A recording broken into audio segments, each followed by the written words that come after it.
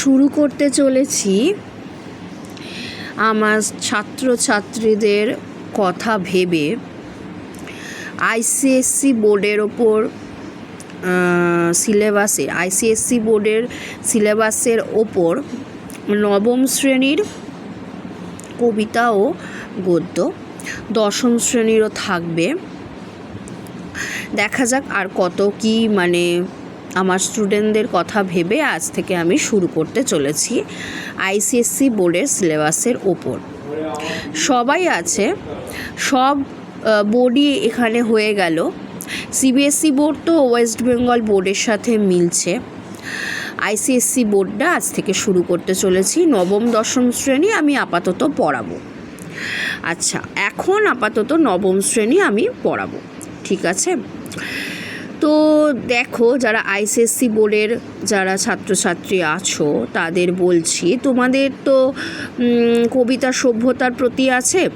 তোমরা জানো প্রত্যেকে কবিতা সভ্যতার প্রতি কবিগুরু রবীন্দ্রনাথ ঠাকুরের লেখা সভ্যতার প্রতি, এটা নবম শ্রেণীর তোমাদের কবিতা। তোমরা নিশ্চয়ই জানো যে এই কবিতা কোন কাব্যগ্রন্থের অন্তর্গত। আমি তাও একবার বলে দিই, অনেকেই জানো না। কাব্যগ্রন্থ চৈতালি থেকে এই রবীন্দ্রনাথ ঠাকুরেরই লেখা চৈতালি কাব্যগ্রন্থের অন্তর্গত হলো সভ্যতার প্রতি। আচ্ছা দেখো, এখানে কি বলা হচ্ছে, দাও ফিরে সে অরণ্য, লও এ নগর, লও যত লৌহ লৌষ্ঠ কাষ্ঠ ও প্রস্তর, হে নব সভ্যতা। মানে কি বলতো? মানে হচ্ছে কবি বলছেন যে অরণ্যকে, যে দাও অরণ্যকে না, নগরকে, নগর বলতে এই যন্ত্র সভ্যতার যুগকে, এই যন্ত্র সভ্যতার যে আধুনিক নগর, আধুনিক শহর, আধুনিক যুগ, এই যুগকে উনি বলছেন, এই সময়কে তিনি বলছেন দাও ফিরে সে অরণ্য। সভ্যতাকে বলা হচ্ছে, নতুন সভ্যতার প্রতি ইঙ্গিত করে তিনি বলছেন যে দাও ফিরে অরণ্য, সেই পুরনো প্রাচীন যে সভ্যতাটা ছিল, সেই সভ্যতা ফিরে, অরণ্য কেন্দ্রিক যেটা ছিল, তপবন ছিল, বন, চারিদিকে গাছপালা বেষ্টিত ছিল, সেই যে অরণ্য, সেই অরণ্যকে ফিরিয়ে দেওয়ার কথা কবি বলছেন। এবং লওয়ে নগর, সভ্যতা তুমি তোমার এই যন্ত্র সভ্যতার যুগকে নিয়ে নাও, এই নগর তুমি নিয়ে নাও, আর সেই অরণ্য নগরীকে ফিরিয়ে দাও। অরণ্য যে ছিল, অরণ্য নগরী না, অরণ্য যে পুরনো যুগে, প্রাচীন যুগে যে অরণ্য বেষ্টিত যে জায়গা ছিল, যেখানে বাস করতাম, সেই অরণ্যকে ফিরিয়ে দাও। হ্যাঁ, লও যত লৌহ লৌষ্ঠ কাষ্ঠ ও প্রস্তর। বলছে তুমি এই যে যন্ত্র সভ্যতার যুগ, তো লোহা, কাঠ এবং পাথরের যুগ, হে নব সভ্যতা, তোমার এই সমস্ত লৌহ লৌষ্ঠ কাষ্ঠ ও প্রস্তরের সভ্যতা তুমি ফিরিয়ে নাও। হে নিষ্ঠুর সর্বগ্রাসী, দাও সেই তপবন পুণ্যচ্ছায়া রাশি। সেই অরণ্য নগরী, সেই অরণ্যের যে যুগ, যে প্রাচীন সভ্য, সেই যখন অরণ্য ছিল, এখন দেখো চারপাশে গাছপালা কেটে যন্ত্র সভ্যতার যুগে বড় বড় বাড়ি ঘরদোর হয়ে গেছে, তাই তো? তখন বড় বড় বাড়ি ঘরদোর হওয়ায় সেটা নগর হয়েছে। আর পুরনো যুগটা দেখলে কি হয়, তখন তো এত বাড়ি ঘরদোর, পাকা ইটের ইমারত ছিল না, ইট সিমেন্টের ইমারত অর্থে বড় বড় অট্টালিকা ছিল না, তখন ছিল অরণ্য, গাছপালা দ্বারা বেষ্টিত। তো সেই অরণ্যই ভালো ছিল, তখন যন্ত্র সভ্যতার যুগ তো আসেনি, তাই না? হে নিষ্ঠুর সর্বগ্রাসী, দাও সেই তপবন পূর্ণ ছায়া রাশি। হে নিষ্ঠুর সর্বগ্রাসী বলতে এখানে নগর সভ্যতাকে বোঝানো হয়েছে। সেই তপবনকে ফিরিয়ে দাও যেখানে পূর্ণ ছায়া রাশি, সেই তপবন অর্থাৎ গাছপালা দ্বারা বেষ্টিত পূর্ণ ছায়া রাশি আছে। গ্লানিহীন দিনগুলো, যেখানে কিন্তু গ্লানি ছিল না, কোনো গ্লানি ছিল না, এখন তো গ্লানিময় জীবন। সেই সন্ধ্যা স্নান, সেই গোচারণ, গোচারণ বলতে গরু যেখানে চড়ানো হয়, সেই যে মাঠ, সেই গোচারণ ভূমির কথা বলা হয়েছে, ঠিক আছে? সেই সন্ধ্যা স্নান বলতে এখানে সেই সন্ধেবেলায় যে একটা স্নিগ্ধ যে সন্ধ্যা স্নান বলা হচ্ছে, যখন সূর্য যখন অস্ত যাচ্ছে তখন যে একটা সন্ধ্যের আগম, অর্থাৎ সন্ধেবেলা যে সন্ধ্যা স্নান, সেই গোচারণ, সেই শান্ত সামগান। সামগান বলতে এখানে সব জাতিভেদ ঊর্ধ্বে যে সামগান ছিল, কোনো মানুষ মানুষকে ছোট করতো না, মনুষ্যত্ববোধের অপচয় ঘটেনি, সেই সময়কে বুঝিয়ে বলছেন সাম্যের গান। একে অপরের পাশে থেকে একত্রিত হয়ে সন্নিবেশিত হয়ে মিলিতভাবে যে গান, তাকে সামগান বলা হয়। শান্ত সেই সামগান নিবার ধান্যের মুষ্টি, হ্যাঁ এইখানটা একটু ভুল আছে, ধান্যের মুষ্টি বলকল বসন মগ্ন হয়ে আত্মবাজে নিত্য আলোচনা। দেখো এখানে ধান্য কি বলছে, ধান্যের মুষ্টি, সেই মাঠে যে ধান হতো, ধান জমিতে ধান গাছ, ধান ক্ষেত, বলকল বসন অর্থাৎ সেই গাছের বাকল, অর্থাৎ বলকল বলতে ছালের যে জামাকাপড় ছিল, ছালের বসন, মগ্ন হয়ে আত্মমাঝে, মানে সেই সময়টাকে বোঝানোর জন্য। এবং সত্যি সত্যি তো আদিম যুগের মানুষ ছিল, কিন্তু এখানে আদিমতাকে বলছেন না, উনি বলছেন যে যখন মানুষ যন্ত্র সভ্যতায় এসে পৌঁছয়নি, সভ্য অবশ্যই হয়েছে, বলকল বসন পড়ে, অর্থাৎ সবাই সবার কাছে আসতো, ধরা দিত এবং গান গাইতো, অর্থাৎ গান মানে কি বিভিন্ন আলোচনা চলতো। মগ্ন হয়ে আত্মমাঝে নিত্য আলোচন মহাতত্ত্বগুলি, জীবনের মহাতত্ত্বগুলি। মানুষের চিন্তাভাবনা এত সংকীর্ণ ছিল না। এখন মানুষের যে চিন্তাভাবনা যন্ত্র সভ্যতার যুগে, আধুনিক নগর সভ্যতায়, মানে চিন্তাভাবনা সুদূর প্রসারী মানুষের নয়, বড্ডই সংকীর্ণ হয়ে পড়েছে। এবং সেই সংকীর্ণ চিন্তাভাবনায় কেউ নিজেকে জাহির করতে ব্যস্ত মানুষ, এবং অল্পেতে তারা কিছুতেই সন্তুষ্ট নয়, তারা আরও বেশি ধন সম্পদ চায়, যত আছে আরও বেশি চায়।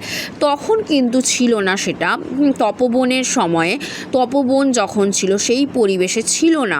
মগ্ন হয়ে আত্মমাঝে সকলেই কিন্তু প্রত্যেক দিন সন্ধ্যার সময় বটগাছের তলায় এসে জীবনের মহাতত্ত্বগুলো আলোচনা করতো। নিজেদের চিন্তাভাবনা অপরের সাথে কিন্তু তারা শেয়ার করতো, তারা কিন্তু ছড়িয়ে দিত। পাষাণ পিঞ্জরে তব নাহি চাহি নিরাপদে রাজভোগ নব চাই স্বাধীনতা। বলছে পাষাণ পিঞ্জর বলতে কি, পিঞ্জর অর্থাৎ পাখির বা যে খাঁচা, সেই, এবং আমাদের পাষাণ বলতে এখানে পাথর, হ্যাঁ। তো পাষাণ পিঞ্জর আমাদের হৃদয়, যন্ত্র সভ্যতার যুগে মানুষের হৃদয় পাথর হয়ে গেছে। এই পাষাণ পিঞ্জরে তব নাহি নিরাপদে রাজভোগ, তব নাহি চাহি, বলছে মানুষের হৃদয় পাষাণ পিঞ্জর, সেই মানুষের মন এত সংকীর্ণ হয়ে গেছে। নাহি চাহি নিরাপদে, সে বলছে আমি এখন নিরাপদে আছি, আমার চারিদিকে আমি অনেক এগিয়ে গেছি এবং আমার সভ্যতা অনেক আধুনিক, এবং আমি নিরাপদে রাজভোগ পেতে চাই, কিন্তু জানার পরিধিটা কিন্তু একদম একটা সীমাবদ্ধতায় চলে এসেছে। আমার চাই স্বাধীনতা। কবি বলছেন যে সেই রকম রাজভোগ উনি পেতে চান না নিরাপদে, তিনি স্বাধীনতা চাইছেন, তিনি মুক্তি চাইছেন, মুক্ত হতে চাইছেন, চাই পক্ষের বিস্তার। আমার মন পিঞ্জরে বা হৃদয় পিঞ্জরে যে মন পাখি আছে, যাতে আমি সুখ পাই, এবং সেই পাখির আমি পক্ষ অর্থে এখানে পাখনার বিস্তার ঘটাতে চাই। আমি চাই মুক্ত হতে, আমি চাই স্বাধীনতা, আমি চাই স্বাধীন হতে। বক্ষে ফিরে পেতে চাই শক্তি আপনার, মানে কি, আমার নিজের বুকে বা নিজের বক্ষে আমি স্বাধীনতা, আমার নিজের শক্তি, আপন শক্তিকে ধরতে চাই, তাই তো। পরাধীনতায় আমি থাকতে চাই না, আমি নিরাপদে থাকলেও আমি পরাধীনতায় থাকবো না, আমি আমার নিজের শক্তিতে বলীয়ান হব। পরাণে স্পর্শিতে চাই ছিঁড়িয়া বন্ধন, সমস্ত বন্ধন ছিঁড়ে আমি আমার প্রাণে স্পর্শ করতে চাই অনন্ত এ জগতের হৃদয় স্পন্দন। অর্থাৎ বলছে অনন্ত যে এই জগতের হৃদয় স্পন্দন, জগতে তো এই যে জগৎ প্রকৃতি, হ্যাঁ, এই প্রকৃতিকে আমি জানতে চাই, তার রূপ রস লাবণ্য আমি আস্বাদন করতে চাই, এবং এই অনন্ত জগতের যে হৃদয় স্পন্দন তাকে উপলব্ধি করতে চাই, সেটাকে আমি অনুভব করতে চাই। আমি একটা জায়গায় সীমাবদ্ধ থাকতে চাই না। মানুষ অল্পে যখন সন্তুষ্ট ছিল, তখন কিন্তু কেউ কারোর থেকে মানে কেউ কারোর পাশে, সবাই সবার পাশে দাঁড়াতো। এখন যন্ত্র সভ্যতার যুগে নিজে মানুষ আত্মনির্ভরশীল হয়ে পড়েছে। অবশ্যই আত্মনির্ভরশীল হবে, কিন্তু মানুষকে যে একটা সাহায্যের হাত বাড়িয়ে দেওয়ার ব্যাপারটা কিন্তু এখন যন্ত্র সভ্যতার যুগে, আধুনিক সভ্যতায় কিন্তু নেই। নিষ্ঠুর সর্বগ্রাসী, সব কিছুকে গ্রাস করতে যেন এসেছে এই সর্বগ্রাসী নবসভ্যতা। ঠিক আছে, এই কবিতা অনেকটা কিন্তু কবি নবসভ্যতার প্রতি প্রতিবাদ জানিয়ে কিন্তু পুরাতন যে মূল্যবোধকে আঁকড়ে ধরে উনি কিন্তু পুরাতন বনচ্ছায়াকে ফিরিয়ে আনার কথা বলেছেন, এবং এটা নবসভ্যতার প্রতি প্রতিবাদের একটা কবিতা। এবং কবি এই কবিতা লিখেছেন চৈতালি কাব্যগ্রন্থের অন্তর্গত, আগেই বললাম। এবার নগর সভ্যতাকে তিনি বলছেন যে সভ্যতা, এই যে সভ্যতা তুমি নগর কেড়ে আবার অরণ্য ফিরিয়ে দাও। যে অরণ্যে মানুষ শান্তিতে বসবাস করত, নিত্য তাদের জীবনের মহাতত্ত্বগুলো আলোচনা করত, ভাব বিনিময়ের লেনদেন ছিল। বুঝতে পেরেছো? এই হলো ব্যাপার। এখান থেকে প্রশ্ন আসতে পারে তোমাদের, দাও ফিরে সে অরণ্য, লও এ নগর, লও যত লৌহক লৌষ্ঠ কাষ্ঠ ও প্রস্তর। এখানে কেন কবি উদ্ধৃতাংশটি কেন এখানে তুলে ধরেছেন তা ব্যাখ্যা করে বুঝিয়ে দাও। আবার আসতে পারে এখানটা যে হে নবসভ্যতা, কার প্রতি ইঙ্গিত করেছেন কবি? হ্যাঁ, হে নিষ্ঠুর সর্বগ্রাসী, দাও সেই তপবন পুণ্যচ্ছায়া রাশি।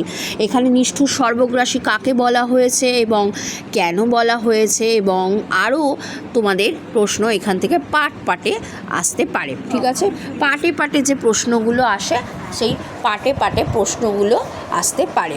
এছাড়াও তোমাদের এখান থেকে আসতে পারে সেই গোচারণ, সেই শান্ত সামগান। এখানে সামগান বলতে কি বোঝানো হয়েছে, গোচারণ বলতে কি বোঝানো হয়েছে। ঠিক আছে, মগ্ন হয়ে আত্মমাঝে নিত্য আলোচন মহাতত্ত্বগুলি, এইটাও আসতে পারে। এই লাইনটা তুলে ব্যাখ্যা করে বুঝিয়ে দাও। এছাড়াও কিন্তু কোন কবিতার অংশ, কবিকে, এইভাবে প্রশ্ন আসবে। পাষাণ পিঞ্জরে তব নাহি চাহি নিরাপদে রাজভোগ। কেন কবি এই কথা বলেছেন? তিনি কি চেয়েছেন? চাই স্বাধীনতা, চাই পক্ষের বিস্তার বলতে কবি কি বুঝিয়েছেন? এছাড়াও আসতে পারে অনন্ত এ জগতের পরাণে স্পর্শিতে চাই ছিড়িয়া বন্ধন, অনন্ত এ জগতের হৃদয় স্পন্দন। হ্যাঁ, এখান থেকেও তোমাদের কিন্তু পাটে প্রশ্ন আসবে। আশা করছি তোমাদের যেভাবে প্রশ্ন আসবে তোমরা সেইভাবে উত্তর কিন্তু অবশ্যই পেয়ে যাবে। তার জন্য তোমরা যদি পিডিএফে নোটস কালেক্ট করতে চাও তাহলে আমার ডেসক্রিপশন বক্সে যাবে, সেখানে আমার ফোন নাম্বার আছে, আমার সাথে অবশ্যই যোগাযোগ করে নিও। এছাড়া আজকে আমি তোমাদের কবিতা বুঝিয়ে দিলাম এবং কেমন ধরনের প্রশ্ন আসতে পারে সেটা বলে দিলাম। এর পরের ক্লাসে থাকবে তোমাদের এর ওপর প্রশ্নোত্তর পর্বের আলোচনা, শুধুমাত্র শর্ট প্রশ্নের আলোচনা। ঠিক আছে, আজকে তাহলে এই পর্যন্তই পড়ালাম সভ্যতার প্রতি কবিগুরু রবীন্দ্রনাথ ঠাকুরের লেখা। তোমরা অবশ্যই চ্যানেল সাবস্ক্রাইব করে রাখো, বেল আইকন দিয়ে দিও, আর বন্ধুদের সাথে ক্লাসটা শেয়ার করে দিও, লাইক করবে, কমেন্টে অবশ্যই জানাবে তোমাদের কেমন লাগছে। ঠিক আছে, আজকে এই পর্যন্তই। Thank you students, thank you so much.